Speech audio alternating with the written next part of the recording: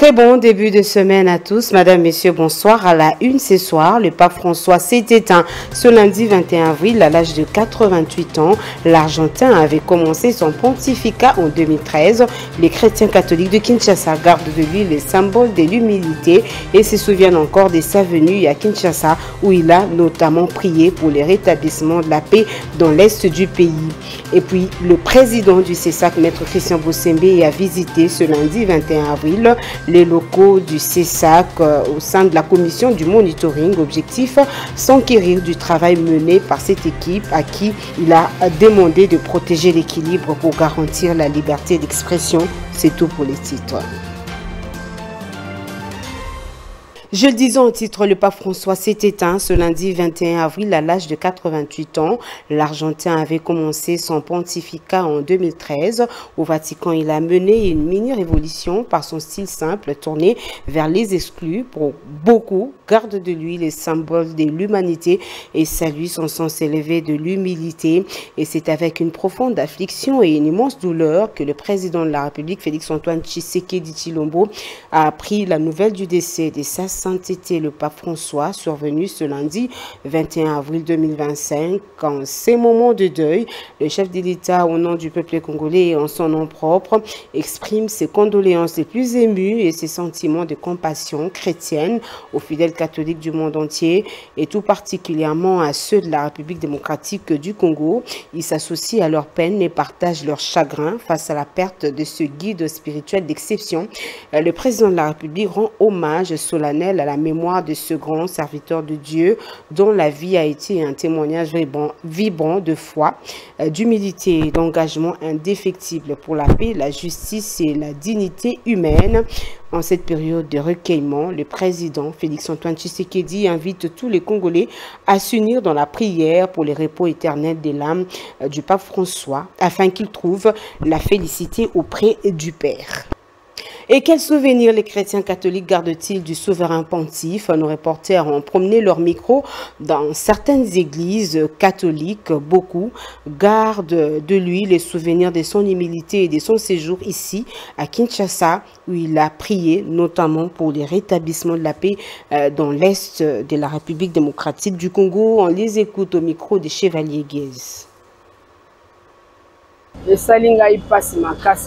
Papa na biso aza papa na biso ya mokili na biso mobimba pe ya katolike na esengo leka ayaki awa tozalaki na esengo nga nazalaka na esengo na ye so namoni kaka foto na ye nasepelaka kaka leo nayoki yango na ntongo awa na batongo biloko babeti ngonga balobi ke o papa kufi esali nga mpasi nakota nakende mbamona eglise nake nafukami nasambeli atiki na ye bisika nzambe apemisa molimo na ye na boboto kimeza kati na ye bisika azopema ememelaki biso esengo mpe pote toza mpe na kimia koyoka sango ya liwa premièrement esalaka mutu kaka pasi surtout mutu ya niveau lokola niveau na ye antuka epesa biso pasi mingi mpo aza tata ya milimo ya bato ebele antuka epesaki pasi koya na ye na Congo toyebaki ememelaki biso na likambo ya liboso na likambo ya esengo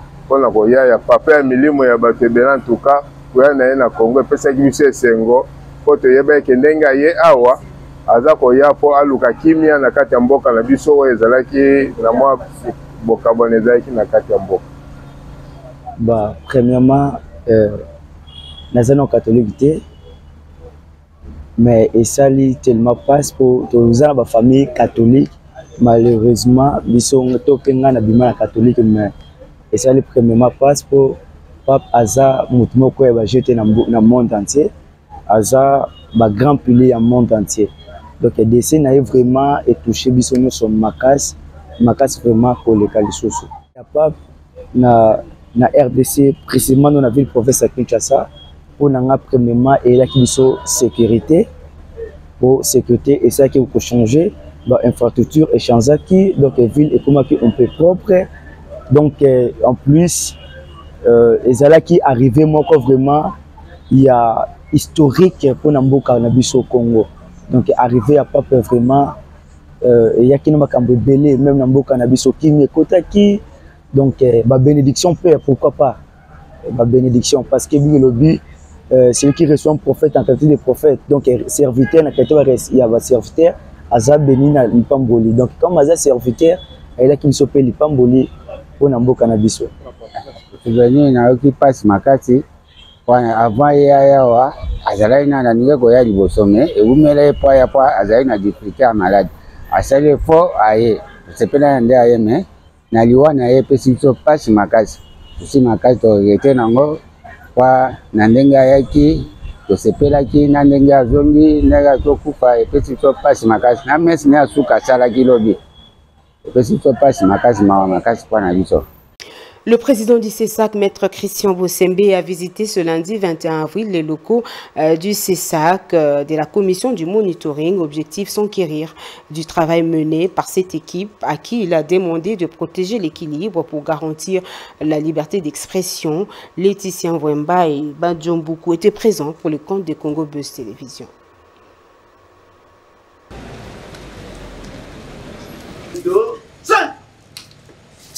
Monsieur le président du CESAC, Excellence, l'équipe d'honneur est rangée pour accueillir et vous rendre honneur à l'occasion de votre service de séjour. Événement, rien à signaler. Devant vous, brigadier en chef Katouzele Mouké Gradje. Arrivé autour des 9 h aux installations du Conseil supérieur de l'audiovisuel, les numéros 1 de cette institution d'appui à la démocratie, Maître Christian Bossembe s'est rendu au département de la commission de monitoring pour s'enquérir du travail fait par ces derniers. Après avoir visité chaque département, Maître Christian Bossembe s'est entretenu avec les différents membres. À l'issue de ces échanges, le président du CESAC, Maître Christian Bossembe, les a exhortés à protéger l'équilibre. À leur tour, les membres de la commission du monitoring ont soulevé quelques difficultés rencontrées. Pour ce faire, le président du CESAC a promis une série de rencontres pour améliorer et redresser le média afin de garantir la liberté d'expression pour qu'il y ait de l'équilibre au niveau des sanctions. Autre chose, les corridors sud de la République démocratique du Congo SADC, projet à développer opportunités d'affaires. C'était là le thème de l'expo Béton 9, ce salon du développement des villes, des corridors et des zones économiques. C'était tenu du 16 au 19 avril à Lubumbashi. C'est ce que nous dit Chevalier Guez.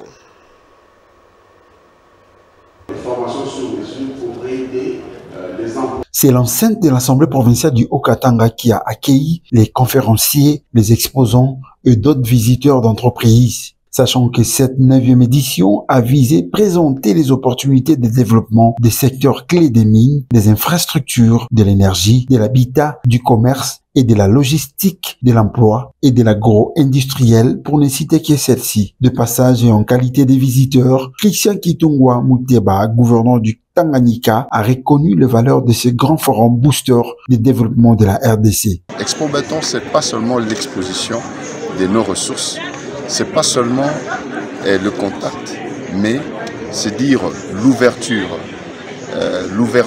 dans le cadre de l'horizon de corridor aujourd'hui qui est un grand sujet discutable de comment on peut relier, n'est-ce pas, les provinces et c'est dire le monde extérieur. Donc pour nous, c'est une grande opportunité d'exploiter ces forums ici, que nous allons continuer évidemment à participer. En rapport avec le développement de sa province, Christian Kitungwa promet de pêches industrielles sur les couches du lac Tanganyika. Nous allons y arriver. Vous l'avez dit, le lac qui est aussi le plus profond après le lac Baïkal. Et donc, nous avons le poisson qui meurt de vieillesse parce qu'il y a des couches qu'on n'atteint pas. Donc, nous serons très curieux de découvrir d'autres types de poissons que nous devons offrir au peuple. Signalons que l'édition 9 de l'Expo Béton 2025 a établi le plan d'aménagement urbain des villes, des corridors et coordonné les différents projets multimodaux, des infrastructures, des transports. 29 ans d'expérience dans les secteurs miniers, Tenke Fungurume Mining a pris également part à la 9e édition de l'Expo Béton 2025 à Lubumbashi. Kasongobin Nassor, président de la Chambre des mines de la RDC, l'a valablement représenté. Il est revenu sur l'investissement aux infrastructures de base en vue d'un développement efficace. Suivez-les dans ce propos recueilli par Chevalier Guez. De manière brève, nous avons parlé des investissements, de financement et des assurances pour une croissance accélérée. Ce que nous avons dit dans le cadre ici du corridor de Lobito, nous avons dit le premier élément qui est important aujourd'hui pour la République démocratique du Congo, nous devons investir davantage dans les infrastructures et des infrastructures de base. Nous parlons de l'énergie, nous parlons de routes, nous parlons de renforcer notre chemin de fer intérieur, nous avons parlé également de voies navigables. Donc il faut que nous puissions investir dans ces infrastructures de base qui permettent à ce qu'il y ait effectivement des investissements et pour que le corridor puisse profiter à la République démocratique du Congo. Et le deuxième élément sur lequel nous avons insisté, c'est en fait, il faut rétablir la confiance des investisseurs parce que pour amener de l'argent, il faut qu'il y ait de la confiance. Or, nous avons un sérieux problème de climat des affaires et nous insistons pour dire qu'il faut améliorer le climat des affaires. Et le climat des affaires, il ne s'agit pas simplement de réformes en termes de textes, de réglementation, mais il y a également le problème de renforcement des capacités institutionnelles des personnes à appeler à appliquer ces réformes. Et ça, c'est une question importante qui nous préoccupe. Dans l'actualité, le ministre de la Justice et garde de Sceaux, Constant Moutamba, a confirmé via son compte Twitter les poursuites judiciaires contre l'ancien président de la République, Joseph Kabila, et ses complices soupçonnés de soutenir le M23, appuyé par l'armée rwandaise. Dans un communiqué officiel, le ministre a donné instruction à l'auditeur général des FARDC pris la Cour de cassation d'engager des poursuites contre Joseph Kabila, et qui a dirigé pendant 18 ans la RDC. Il a, par la même occasion, ordonné la saisie des biens mobiliers et immobiliers appartenant au sénateur à vie Joseph Kabila. On va prendre de nouvelles des sports. Les boxeurs Rigen Napano se lancent sur WBC Grand Prix. Il vient de remporter sa première victoire et c'est au premier combat professionnel de la plus prestigieuse compétition au monde. Ce jeune boxeur est soutenu par la Fondation Junior Makabu. Les détails avec Chevalier Guez. De l'ombre de GM de Kinshasa à la lumière du ring du monde, issu de la fondation Junior Makabu, ce guerrier Rigen Napano incarne la relève dorée de la boxe congolaise. Formé à l'école de l'excellence, forgé par la discipline du champion du monde. Le voilà, il se lance sur la scène la plus prestigieuse, le WBC Grand Prix Ariane.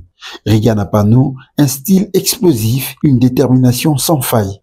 Il est l'espoir de toute une nation, la fierté de la Fondation Junior Makabu. Ces rêves qui animent chaque Congolais prouvent que les champions naissent ici. Le monde attend son heure, l'heure de la RDC.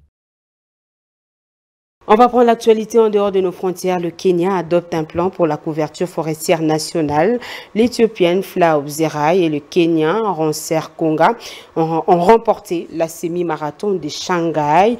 Et le vice-président des États-Unis, James David Vance, séjourne à l'Inde pour discuter sur le droit des douanes. Suivez cette page internationale signée Abi Ilumo. Le gouvernement du Kenya a lancé un ambitieux plan de réforestation pour faire passer la couverture forestière nationale de 12,13% à 30% d'ici 2032. Dans ce cadre, chaque citoyen est invité à planter au moins 50 arbres pour restaurer ces paysages dégradés. Le pays a fait le choix d'un végétal inattendu. le semi-marathon de Shanghai, une tournée historique a eu lieu ce lundi avec une participation record de plus de 110 000 coureurs venus de différents pays, foulés les 21,1 km des parcours au cœur de la mégalopole chinoise. Cette édition a été remportée par le Kenyan Rancé Konga qui a dominé la course à 1 heure, une performance remarquable qui témoigne du profil rapide du nouveau tracé. De l'autre côté, l'Éthiopienne Flaw Zerai, déjà connue sur la scène internationale, s'est imposée chez les femmes à 1 heure 7 secondes.